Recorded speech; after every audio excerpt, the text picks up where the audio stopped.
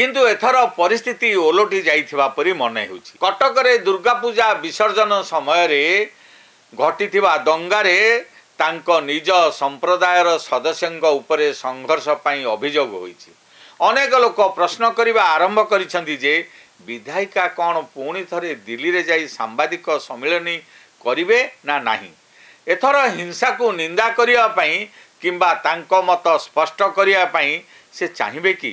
कारण सोफियांक संप्रदायर लोक माने जेपरी दुर्गा पूजा शोभायात्रा उपर को पत्थर और बोतल माड़ कले ताहा एक सुचिंतित षड्यंत्र अंश थिला बोली कटकर अनेक सचेतन नागरिक मत व्यक्त करुछन्ति। एही दंगा को बाहर राज्यर संख्यालघु संप्रदायर लोक माने उस्काई कुहा जाउछि। शांतिप्रिय ओडिशा को सांप्रदायिक नियारे जाली पुड़ी पाउंस करने सहित राज्य सरकार को बदनाम करिवार जो षड्यंत्र होइतिरा सेथिरे सेमाने सफल होइतिबा आलोचना मध्य हेउछि।